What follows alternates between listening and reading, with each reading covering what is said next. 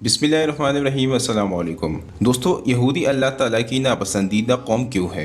یہودی ایک ایسی قوم رہی ہے جنہوں نے اپنے ہزاروں سالہ زندگی اللہ تعالیٰ کی مسلسل نافرمانیوں میں گزاری ہے۔ حضرت یعقوب علیہ السلام کے دور سے بنی اسرائیل نام کی قوم کا آغاز ہوا اور دم تحریر تک یہ قوم مسلسل بغاوت، سازش اور فساد کی علمبردار رہے۔ اس قوم پر رب کائنات نے متعدد بار لعنت کی ہے۔ اسرائیلیوں کی مکر و فریب کی پوری تفصیل قرآن پاک میں محفوظ کی گئی ہے۔ اللہ تعالیٰ نے ایک طویل چارج شیٹ ان کے نام سے مرتب کی ہے، جس کے بعد اس نے اس قوم کو قیادت کے منصب سے معزول کر کے مسلمانوں کو اس مقام پر فائز کیا۔ دنیا بھر کی اقوام میں یہ واحد قوم ہے جس کو اللہ تعالیٰ نے سب سے زیادہ غضب و غصے اور پٹکار و ملامت کا سزاوار ٹھہرایا ہے۔ قرآن پاک کے تفصیلی مطالعے سے یہودیوں کے جو طویل جرائم ہمارے سامنے آتے ہیں، انہیں پڑھ کر اس قوم کی نفسیاتی کیفیت ہمارے سامنے آتی ہے۔ ان میں سے چند جرائم مثالاً آپ کے سامنے رکھے جاتے ہیں۔ یہ قوم عہد و پیما کی مسلسل نافرمانی کرتی تھی، جس کے بعد کوہ طور کو ان کے سروں پر اٹھا کر لٹکایا گیا۔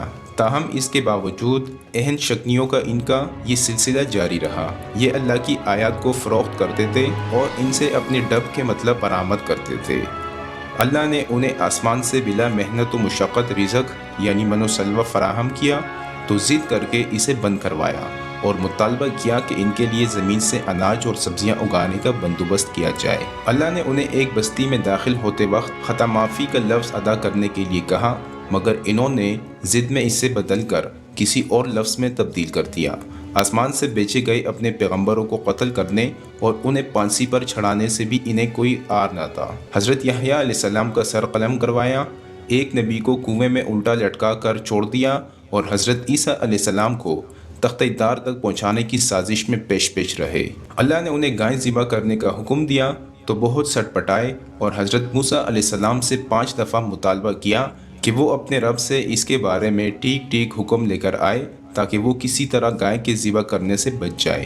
یہ 9/11 کا حادثہ تھا، جس کے بعد دنیا کو پتہ لگا کہ کرۂ ارض کا امن تباہ کرنے والے تو اصل میں یہودی ہے۔ اس سے پہلے یہودی سازشوں کا اتنا گہرا ادراک شاذ و نادر ہی کسی کے پاس تھا۔ یہودی زیادہ سے زیادہ ایک گالی والا لفظ سمجھا جاتا تھا۔ یہ اس کے بعد ہی ہے جب دانشوروں اور محققین نے دریافت کیا کہ دنیا کی 2 عظیم جنگیں یعنی جنگ اول اور دوئم بھی دراصل انہی کی سازشوں کا نتیجہ تھی۔ واضح رہے کہ ان جنگوں میں لاکھوں افراد اپنی زندگیوں سے ہاتھ دھو بیٹھے تھے۔ عیسائیوں اور یہودیوں میں تقریباً 2000 سال سے انبند رہی ہے۔ ان کی یہ دشمنی حضرت عیسیٰ علیہ السلام کے دور سے شروع ہوئی تھی اور اب سے تقریباً 100 سال پہلے تک شد و مد سے جاری تھی۔ عیسائیوں کے نزدیک یہودیوں کے 2 بڑے جرائم تھے جن کی بنیاد پر یہ قابل گردن زنی سمجھے جاتے تھے۔ عیسائیوں کے خیال کے مطابق یہودی حضرت عیسیٰ علیہ السلام کے قاتل ہے۔ وہ دوبارہ آنے والے حضرت عیسیٰ علیہ السلام کو نعوذ باللہ دجال قرار دیتے ہیں۔ چنانچہ انہی 2 بڑے جرائم کی بنیاد پر عیسائیوں کے نزدیک یہودی قوم انتہائی قابل نفرت رہی ہے۔ وہ انہیں روئے زمین پر سب سے شریر اور خبیث مخلوق قرار دیتے تھے اور جہاں پاتے تھے قتل کر دیتے تھے۔ حال یہ تھا کہ ابتدائی دور میں جب یورپ میں طاعون یعنی کالی وبا پھیلی جس کے باعث لاتعداد ہلاکتیں ہوئی تو عیسائیوں نے اس کا سبب بھی یہودیوں کو ٹھہرایا، حالانکہ خود یہودی بھی اس مرض میں ہلاک ہو رہے تھے۔ عیسائیوں نے ان یہودیوں کو دنیا میں کہیں بھی پناہ نہ لینے دی۔ وہ ان کے خون کے پیاسے تھے۔ انہوں نے ہزاروں کی تعداد میں اجتماعی قتل کیا۔ وہ ان کے مکانات اور قید کلیان جلا دیتے تھے اور ان کے بچوں کو اسی طرح تہہ تیغ کر دیتے تھے جیسے آج فلسطینی بچوں کو یہودی قتل کرتے ہیں۔ عیسائی انہیں اپنے ساتھ شہروں میں بسانے کے لیے تیار نہیں تھے، اس لیے وہ انہیں دور جنگلوں اور بیابانوں میں جگہ فراہم کرتے تھے۔ عیسائی پادریوں کا حکم تھا کہ یہودی جب شہر آئے تو وہ اپنے کپڑوں پر امتیازی پٹی لگائے تاکہ وہ انہیں عیسائی سمجھ کر دھوکہ نہ کھائے۔ طالبان نے بھی اپنے دور میں غیر مسلموں کو امتیازی پٹی لگانے کی ہدایت کی تھی تاکہ ان پر مسلم قوانین کا اطلاق نہ کیا جا سکے۔ دوستو، اس وقت یورپ 2 حصوں میں منقسم تھا، ایک عیسائی یورپ اور دوسرا مسلم یورپ۔ عیسائی یورپ بہت بڑا تھا جبکہ مسلم یورپ بہت مختصر تھا۔ عیسائیوں نے یہودیوں کو اپنے کسی بھی ملک میں رہنے کی اجازت نہیں تھی اور اس طرح حضرت عیسیٰ علیہ السلام کے بعد سے یہودی 2000 سال تک مسلسل جلاوطنی کی زندگی گزارتے رہے۔ ہٹلر جو خود بھی عیسائی تھا اور اس نے یہودیوں پر ظلم کے پہاڑ توڑے اور ان کے ہزاروں افراد کو اجتماعی طور پر گیس چیمبر میں ہلاک کیا۔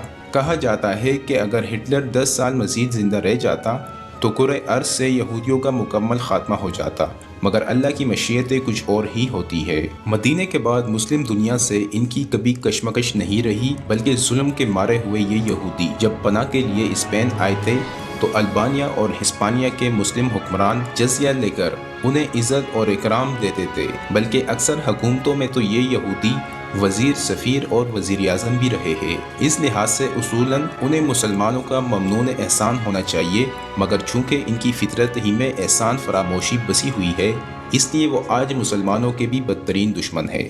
دوستو، اسی امید کے ساتھ کہ آپ کو ہماری یہ ویڈیو پسند آئی ہوگی، مزید اس طرح کی ویڈیو کے لیے ہمارا چینل سبسکرائب کرنا نہ بھولیے۔